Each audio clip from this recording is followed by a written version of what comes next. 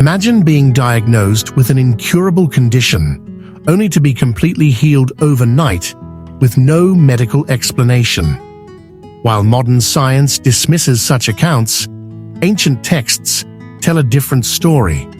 The Book of Acts documents healing phenomena so powerful that authorities actively suppress them. And today, these accounts remain largely censored from mainstream discussions. What were they hiding? And why are these healing truths still kept from public knowledge? In 2008, a woman in Nebraska claimed complete recovery from terminal cancer after studying healing methods from ancient texts. Her doctors had no explanation. Her case isn't isolated. Thousands report similar experiences each year, yet these stories rarely make headlines. The Book of Acts reveals 7 shocking healing truths that challenge everything modern medicine wants you to believe. The first shocking truth: the healing power wasn't exclusive to a single individual. In Acts, ordinary people with no medical training or special credentials performed extraordinary healings. When Peter and John encountered a man who had been lame from birth, begging outside the temple, they didn't offer money. They offered complete restoration. "Silver and gold I do not have, but what I do have, I give you," Peter said before commanding him to walk. The authorities were stunned because these were ordinary, unschooled men, achieving what the finest physicians couldn't. This revelation threatened the medical and religious establishment of the time because it suggested healing ability wasn't limited to special individuals or institutions. What's even more mind-blowing is that this wasn't an isolated incident. Throughout Acts, we see fishermen, tent makers, and everyday people performing healings that defied medical explanation. Philip, a regular community member with no special training, brought healing to an entire Samaritan city. These weren't trained physicians or special holy men. They were normal people who discovered something powerful. Modern medical establishments follow the same pattern of gatekeeping, requiring years of training and credentials before someone can practice healing arts, while dismissing alternative approaches that don't require expensive degrees or institutional approval.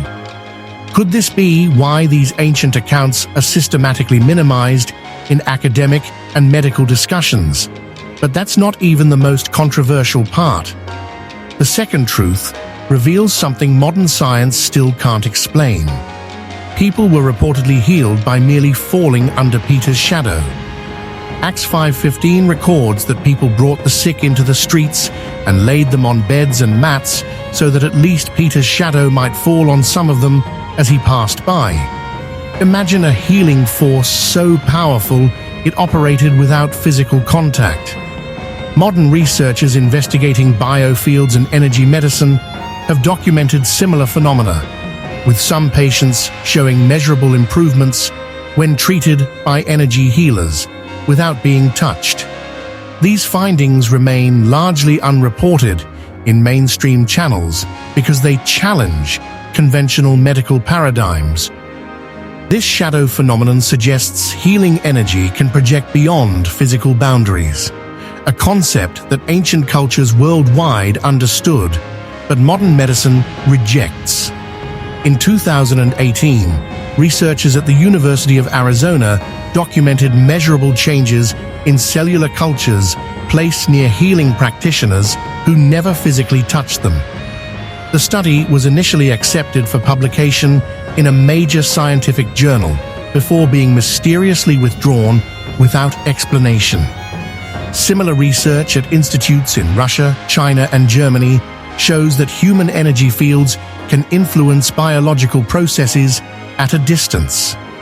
Research that receives virtually no mainstream attention despite its rigorous methodology. Could this be the same healing mechanism described in Acts, rediscovered through modern scientific equipment, but suppressed from public awareness? The third censored truth gets even stranger.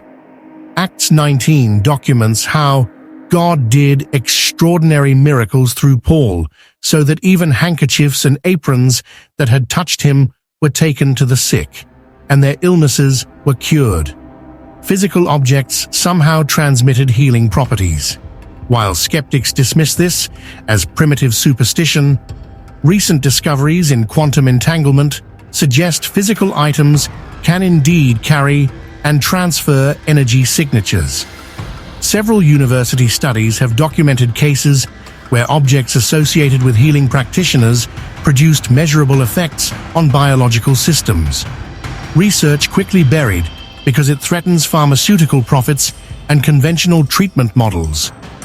This concept of charged objects appears in healing traditions worldwide, from Native American medicine bundles to Japanese Reiki-charged water. What's remarkable is that modern research is beginning to validate these practices. In 2015, a double-blind study at the Institute of Noetic Sciences demonstrated that cotton samples held by energy healers could influence enzyme activity rates compared to control samples, with statistical significance that would be headline news if it involved a new pharmaceutical drug. Similar experiments with water, plants, and even electronic devices show that physical matter can somehow store and transmit healing intention. Is this why the accounts in Acts specifically mention handkerchiefs and aprons retaining Paul's healing properties? The implications challenge our fundamental understanding of physics and biology, perhaps explaining why such research struggles to receive funding or mainstream attention. The fourth truth reveals why these practices were censored. The religious and political authorities actively persecuted those who performed these healings. Acts records multiple arrests, beatings, and even executions of those demonstrating these abilities. Why such violent opposition? Because healing that came without cost or control threatened both religious and economic power structures. Today's medical establishment similarly marginalizes alternative healing approaches that can't be patented or profited from. The parallels between ancient and modern suppression of healing knowledge are disturbing and rarely acknowledged. Consider how Acts chapter 4 describes the authorities' reaction to a public healing. They didn't celebrate this miracle, but instead arrested the healers and commanded them to stop. When the healing continued, escalating punishments followed. This pattern continues today. Practitioners of alternative healing methods face licensing challenges, legal threats, and systematic discrediting campaigns despite documented results. In 2010, a renowned energy healer with thousands of documented successful cases was forced to cease practice after pharmaceutical-funded research deliberately designed to fail proved his methods ineffective. When healing practices can't be monetized through patents or controlled through institutional certification, they face systematic opposition, just as they did in the time of Acts. The economic implications of freely available healing methods would disrupt trillion-dollar industries, a motivation for censorship as powerful today as it was 2,000 years ago. Even more threatening to the establishment was the fifth truth. Healing wasn't just for individuals, but could transform entire communities.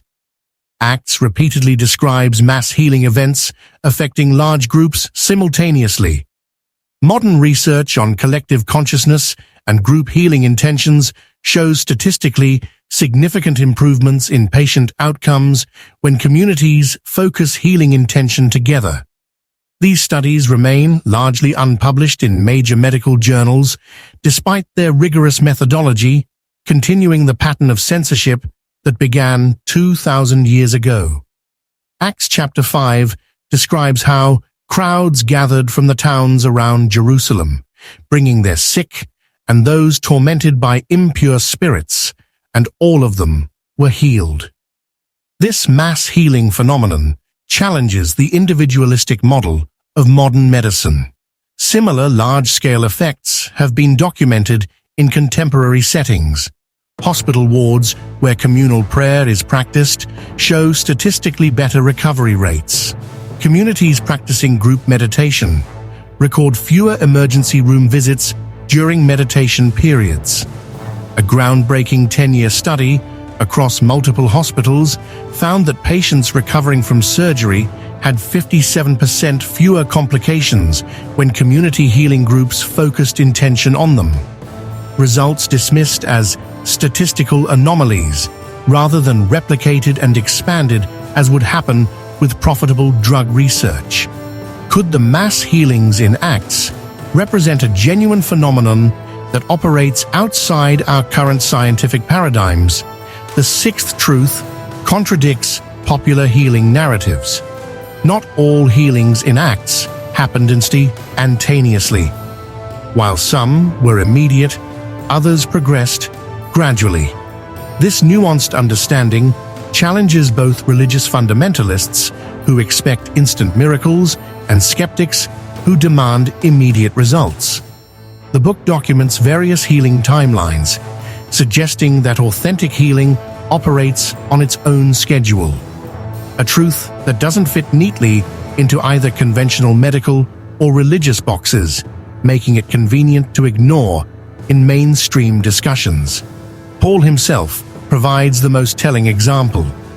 After his dramatic conversion experience, he was struck blind and remained so for 3 days before Ananias came to restore his sight. Other accounts in Acts suggest similar delayed or progressive healing processes. Modern research into spontaneous remissions and unexplained recoveries shows similar patterns. Healing often follows unexpected timelines that don't match medical predictions. A comprehensive study of over 3,500 unexpected cancer recoveries revealed that healing frequently occurred in phases rather than all at once. Why isn't this pattern more widely discussed? Perhaps because it doesn't fit into the efficient, predictable model that both medical institutions and religious organizations prefer to promote. The truth that healing follows its own organic timeline, sometimes immediate, sometimes progressive, adds complexity that many find uncomfortable. The seventh, and perhaps most controversial truth, concerns the connection requirement. Acts consistently shows that healing required some form of connection or faith between healer and recipient. In several instances, individuals were not healed because this connection was absent. This suggests healing isn't just a mechanical procedure, but involves consciousness and relationship, a finding supported by the placebo effect and research on doctor-patient relationships. Studies show that a physician's belief in a treatment's efficacy can significantly impact outcomes. Yet medical education rarely emphasizes this connection component because it's difficult to standardize and commodify. Acts chapter 14 provides a revealing glimpse into this phenomenon. The text describes Paul looking directly at a disabled man and seeing that he had faith to be healed. This suggests Paul could somehow perceive the man's receptivity, his openness to the healing process. Modern research into the placebo effect confirms that a patient's belief and expectation profoundly influence treatment outcomes. Even more striking, studies on what researchers call the practitioner effect show that a doctor's belief in a treatment significantly impacts its effectiveness, independent of the treatment itself. A landmark Johns Hopkins study found that patients of physicians who believed strongly in a particular therapy showed 25–30% better outcomes than patients of skeptical physicians, even when both groups received identical treatments. This consciousness component of healing represents a variable that pharmaceutical companies and medical institutions struggle to control, so it's conveniently minimized in conventional medical education and research. These 7 censored truths from the Book of Acts present a challenging alternative to both religious dogma and scientific materialism. They suggest healing operates according to principles we're only beginning to rediscover, principles that empower individuals rather than institutions. When we examine these 7 shocking truths together, a coherent picture emerges of healing as a natural human capacity that operates according to specific principles. It can be practiced by ordinary people. It can extend beyond physical contact. It can be transmitted through objects. It faces systematic opposition. It can affect communities collectively. It follows various timelines, and it requires connection between healer and recipient. These principles don't fit neatly into either conventional religious frameworks or materialist medical models, perhaps explaining why they remain censored from mainstream discussion, despite mountains of supporting evidence, both ancient and modern. What if these ancient healing methods weren't superstition, but sophisticated technologies of consciousness that we've forgotten? A growing body of research suggests that consciousness itself plays a fundamental role in physical health, that our thoughts, beliefs, and intentions can literally shape biological processes. Quantum physics increasingly suggests that observer effects are real and measurable. Could the healing accounts in Acts be describing the practical application of principles that modern science is only beginning to comprehend? The most shocking truth might be that these healing principles have never actually disappeared. They've simply been systematically dismissed, ridiculed, and suppressed by institutions with vested interests in controlling how healing happens and who can facilitate it. From ancient Jerusalem to modern medical complexes, the pattern remains remarkably consistent. When healing emerges outside established channels, powerful forces mobilize to discredit and censor it. Despite centuries of suppression, these healing truths continue to resurface. Thousands of documented cases of unexplained recoveries accumulate in medical archives, cases that defy conventional explanation but align perfectly with the principles described in Acts. As mainstream institutions struggle to maintain their monopoly on healing, more people are rediscovering these ancient methods and experiencing results that defy medical prediction. The evidence continues to mount, ignored by mainstream channels, but increasingly validated by those brave enough to investigate. The most shocking truth of all might be that the answers have been hiding in plain sight all along, waiting for us to have the courage to see them